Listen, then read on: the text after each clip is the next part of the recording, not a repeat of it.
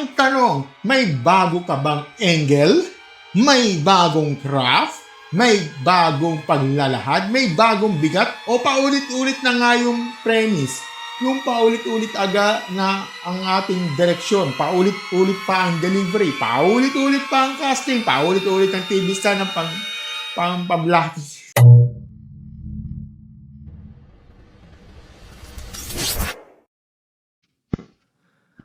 Hello sa inyo mga ka-stories. Welcome back sa isa naman random reactions show dito sa ating channel, my stars. Ako si Martin, no? And unfortunately, kapasin nyo wala akong camera ngayon. Well, unfortunately hindi siya. Sorry. Sorry. Siya, no? Faceless na ako ngayon dahil nga nagkaroon kasi ng problema ang aking webcam at yung aking laptop. So, kasi yung saksakan ng USB nagkaroon ng problema. Nagka-shorted na. Medyo hindi na siya nagana yung aking laptop. Ayun, hindi na ako nakikita pa. So ito yung, medyo na siya, no? Yung parang, papakita ko, ipipicturean ko lang sa inyo mga stories, no? Yung aking, laptop, yung aking USB, talagang shorted na. So, yun, mga stories, no? So, kung gusto nyong makabalik ako, may donation ako dyan, donation fund, no? Na dry. Kung gusto nyo makapag-donate, may Gcash ako sa baba, no? Sa pin comment, no? Tapos, kung gusto nyo shoutout to, i-remarch mo na lang doon. Online limos na. Hindi ako katulad yung hindi ako kay Eloy na parang agresibo kala mo demanding, 'di ba? Yung hindi ako katulad yan, no. Kahit anong amount, basta may bukal na puso na bukas yung puso. At least makapag-donate, no. So, yun lang ang mga stories, no. Nasa pin comment yung Gcash ko, no, sa baba. Wala kasi, hindi ako wala pa akong ads, wala pa akong hindi pa monetize yung aking channel. Sa Gcash na lang. Okay? Yun lang, sana supportahan niyo ako. Okay? So, mga stories, no, balik tayo sa issue, no. Mga stories yung isang post, no, yung lumutang online na talagang magandang himayin, no? Kasi hinatamaan nito yung isang seryosong usapin. Bakit maraming Pilipino ng anghel sa foreign films pero sobrang higpit, sobrang mapanlait at minsan sobrang tamad maghusga pagdating sa pelikulang Pilipino. Well, ang title nito ang title to ay Looking Down on Filipino Films Doesn't Make Your Taste Superior. So, diretsahan na agad to mga stories. So, may tama yung post pero may kulang din. Hindi rin pwede yung basta ipagtatanggol mo ang Pinoy films na parang lahat na lang ng criticism ay elitista o walang alam. Hindi ganun kasimple iyon. So, basahin natin yung post, no? Tapos rektahan natin na maayos. So mga stories, ito yung according sa post nito. Ang punto ng post, may pagkahipokrito raw ang taong proud sabihin na hindi ako nanonood ng Pinoy movies. Tapos may mahaba siyang explanation, na repetitive, raw, cheap, raw, predictable raw, at cringy raw ang mga ito. At ang tanong ng post, kung hindi ka nga nanonood, paano mo nasasabing ganun sila? Sunod sa punto ng post, pinupuntahan nito yung argument na repetitive ang Pinoy film. Sabi nga, ng mga Pilipino ilang taon na nanonood ng Marvel. Ilang ulit na reboot ang Spider-Man kila Tobey Maguire, Andrew Garfield, and Tom Holland. Pero nanonood pa rin ang mga tao. Ang sinasabi dito, walang masama sa panonood niyan. Ang problema raw ay yung double standard. Kapag Hollywood ang nagre-recycle, tawag dyan ay franchise. Kapag Filipino filmmakers ang bumabalik sa romance o pamilya, ang tanong agad ay, wala na bang ibang kwento? Binanggit daw dito ni Jessica Safran na may mga Filipino raw na proud pa na hindi sila nanonood ng logical movies, parang badge of superior taste. Isa pang punto ng post, no? Hindi raw automatic na sophisticated ka dahil foreign ang pinapanood mo. Hindi rin daw totoo na yung umiwas sa Pinoy movies ay puro high art o European art films ang pinapanood. Maraming rin naman daw sa kanila ang nanonood lang din ng superhero movies, horror sequels at formulaic streaming shows. Kinalakay din ang production value o raw minsan mas mukhang mura at ang Pinoy films. No? Pero syempre mas mura talaga ang budget. Hindi naman raw pwedeng ikumpara diretsos sa hundreds of millions of dollars na inagastos ng Hollywood. Pero sa kabila nito, binigyan din ng post na pinapatunayan ng Cinemalaya at Pure Gold, Cinepanalo, na kaya ng mga Pilipino, filmmakers gumagawa ng high quality at original stories kahit limited ang budget. Pagdating naman sa ticket price, sabi ng post, lehitimo man talaga yung concern sa mahal na sine, pero ang problema raw bakit kapag Pinoy movie, sayang ang pera. Pero kapag Spider-Man or Marvel, biglang mas madaling i-justify. Puntaan din yung salitang cringe, no? Kapag Tagalog ang iyakan, no? Cringe daw. No, kapag drama ang gumawa ng parehong ka-emotional na eksena, biglang pass the tissues. No?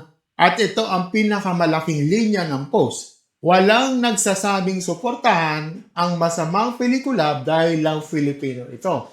Ang masamang pelikula ay dapat kritikuhin, pero magkaiba raw ang nanonood na yan at masama yan.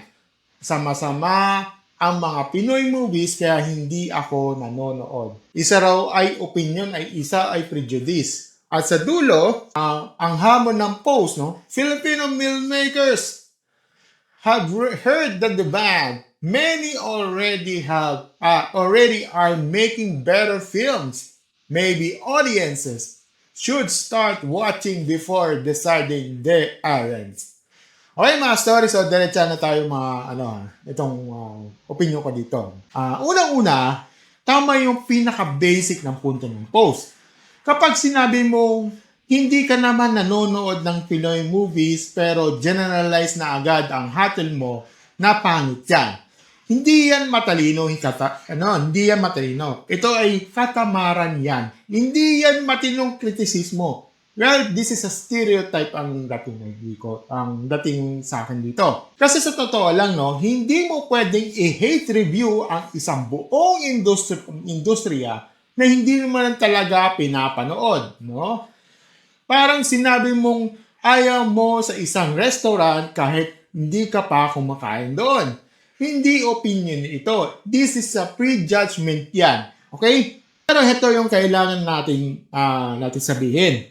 Hindi rin pwede na dahil may mga taong mapagmataas sa Pinoy films, bigla na lang natin papalabasin na unfair na ang lahat ng kritisismo sa mainstream Filipino cinema. Hindi yon. Maraming kritisismo, ang daming kritismo ang totoo. Maraming reklamo at valid yon. At dahil ang medyo hinihinaan sa post, no? Kasi habang tama siya sa punto ng prejudice, no? Hindi sapat nasagot ang, tayo na nga, nanonood ng Marvel. Di ganun kasimple ang issue dito, mga stories. Di ganun kasimple. At yes, tama, may double standard, pero hindi ibig sabihin na dahil nagugustuhan ng tao ay ang Spider-Man, invalid na agad ang reklamo nila sa repetition sa mainstream Pinoy cinema. Ang mas tamang tanong ay ito, ganito. Paano ba ini-execute ang repetition? Kasi sa repetition, hindi automatic masama. Ang tanong, may bago ka bang angle?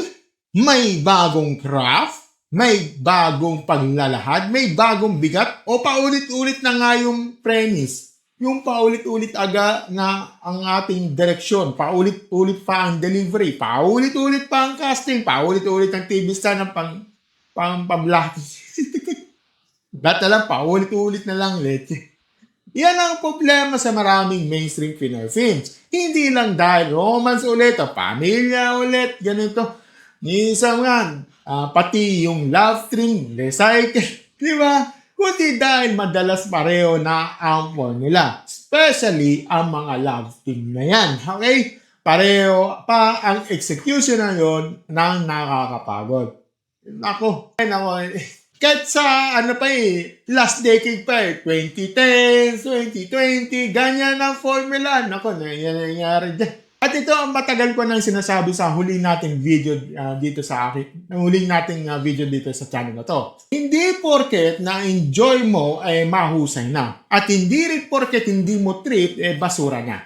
Iba ang enjoyment sa actual filmmaking quality.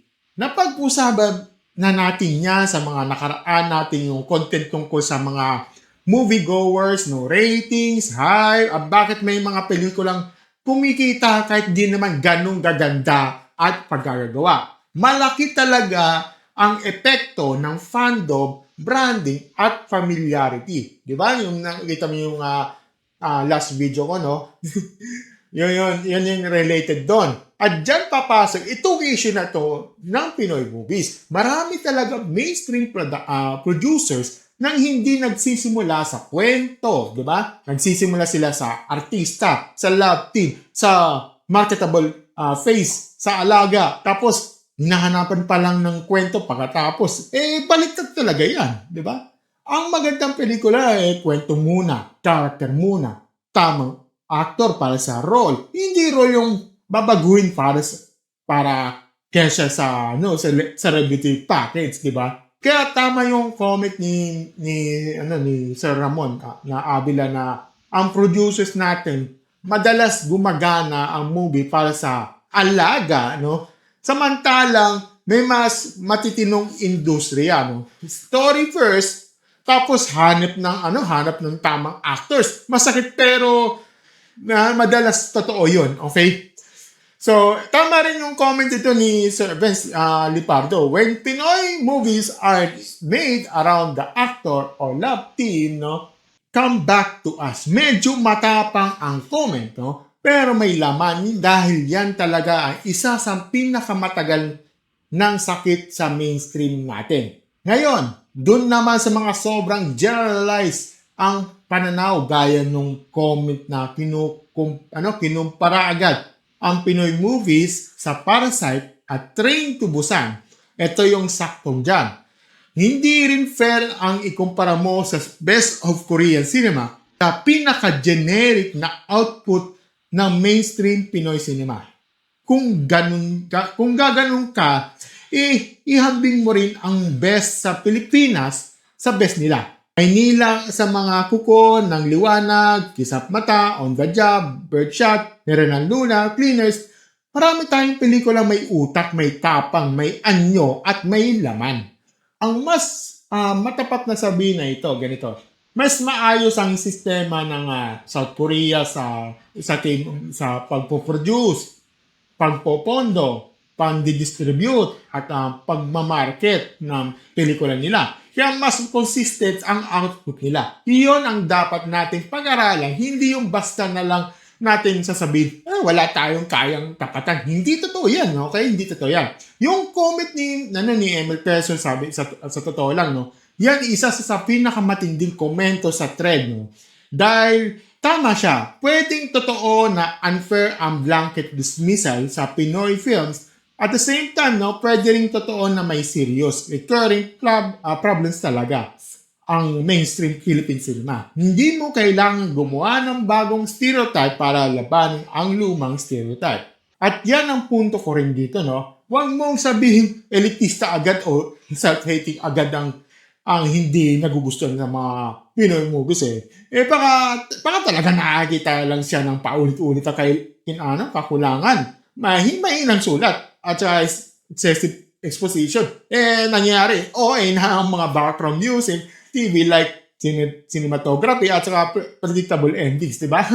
Pero wag din wag din siyang magpanggap ng superior ang taste niya kung ang babatayan lang niya ang foreign tapos equals into quality. Well, meron tayong may local equal screen show. Katahangan din yan, okay? At doon naman sa argument ng production value, no? Ito ang diretsong take ko dito. Yes, may budget matters, malaking bagay yan, okay? Hindi mo pwede i-compare agad ang isang Pilipinong pelikula na nagtitipid sa ilang araw na shoot sa isang Hollywood film na may budget na pwedeng pang-taong gasto sa isang maliit na bayan, di ba? So, pero hindi rin excuse ang maliit na budget para sa tamad na sulat. Para sa malabnab na direksyon, no? Para sa miscast na actors, para sa minadaling editing, no? Kasi ang budget explains limitations but it does not automatically excuse bad decisions. At dyan maganda ang punto ng mga nabanggit ng Cinemalaya at Cinepanalo dahil yan ang proof na may talento tayo. May imahinasyon tayo, may mga direktor, manunulat at aktor tayong kayang gumawa ng matitinong pelikula kahit hindi malaki ang budget. Ang tanong, bakit hindi sila nangunguna sa mainstream? Bakit? Kasi bakit pagdating sa malalaking kumpanya, babalik na naman sa luma, safe at gasgas na formula?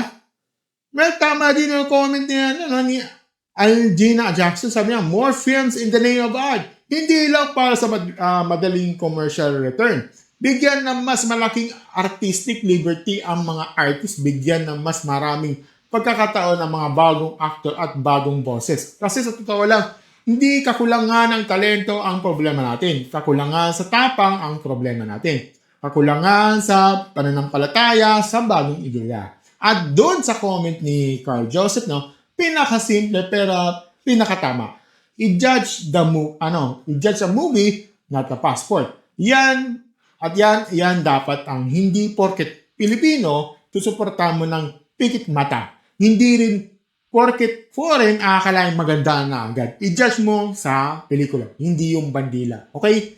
So, sa comment naman ni Melissa De Los Santos, sabi niya, indie films are carrying the Filipino movie industry. May punto rin naman yan, okay? Dahil sa totoo lang, no, madalas ang mga mapangahas, mas original, mas mapanlika na mas indie side. No?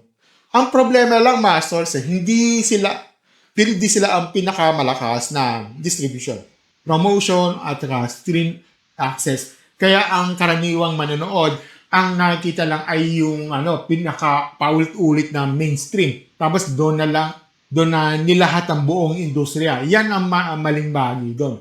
At yung mga comment ni nakakatuwa basahin pero mataalas ang banat. Pero para sa toyo lang, no, sobrang sweeping kasi hindi totoo nasa baba lang ang pelikulang Pinoy, no.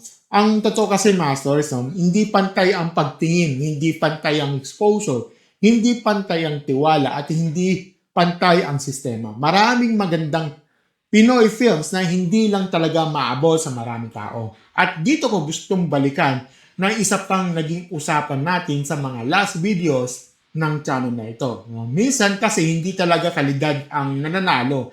Hype ang nananalo, di ba? Brand ang nananalo, celebrity appeal ang mananalo. Kaya mga pelikulang kumikita dahil sa pangalan, di ba? Hindi dahil sa husay at may mga pelikulang dekalidad na nalulunod dahil wala silang malakas na paghatak ng love team or star muffin, di ba? Kaya hindi ko masisisi yung mga naiinis sa mainstream eh.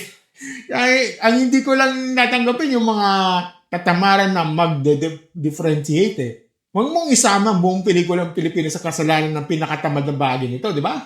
Although, may double standard talaga kapag Korean ang melodrama, ang ganda talaga. Ang sakit kapag Pilipino ang melodrama, ang corny, ang OA, grabe. Ang teleserye ganun, di ba? Corny ang OA, minsan may colonial mentality talaga dyan, no? Pero wag din natin gawing universal explanation yan, okay? mga tao rin ayon lang talaga sa melodrama. Kahit anong bansa pa yan, no, na pagaling, no. Yan ang logical ng pagtingin. Huwag lang magbintang, huwag din laging magmamaliit. Okay? So, mga stories, so ito ang bottom line ko, no. Ang linyang hindi ko nanonood ng Pinoy movies ay kasi pangit, no. Hindi ko nanonood ng Pinoy movies kasi pangit ganun eh. Ayan yan, tamad, intellectually lazy at saka prejudice yan. Hindi yan matinong pagsusuri. Pero ang linyang huwag din yung kritikuhin ang Pinoy movies kasi may magaganda naman eh. Hindi rin sapat, hindi rin yan solution dahil ang mainstream Filipino cinema talaga may paulit-ulit na problema. Story-driven casting, formulaic writing, kulang sa risk, at madalas mas iniisip ang market package kaysa sa tibay ng kwento. No? Ang tamang position ay hindi snobbery, hindi rin blind patriotism. No? Ang tamang position ay ito eh, ganito. Manood ka, manghusga ka base sa aktual na pelikula, no? Ikritiko mo yung mga masasama, purihin mo yung magaganda, ganun. Suportahan mo may utak, wag may tapang at saka may crap. At saka wag mong gawing basihan ng passport ng pelikula. Kaya dahil sa dulo mga stories, hindi natin kailangan magsinungaling para ipagtanggol ang pelikulang Pilipino. Ang kailangan natin dito ay mas tumpak na pananaw, mas tumpak na kritisismo, at mas malaking puwang para sa mga talagang gumagawa ng mahusay, di ba? Kaya mga stories, no, kayo, anong ba malaking problema sa mainstream Pinoy cinema? Ngayon mahinang sulat o yung sobrang pag-asa ng mga artista at love team, no? At saka ito, meron ba kayong isang Pinoy film na talagang nagpababago ng paningin ninyo sa pelikulang Pilipino? Well, comment down below at babasahin natin yung mga yan. Kung gusto nyo ng ganitong opinionated logical prank, let's take about from the video. Don't forget to like, share, subscribe sa ating channel, and click notification button sa ating baba.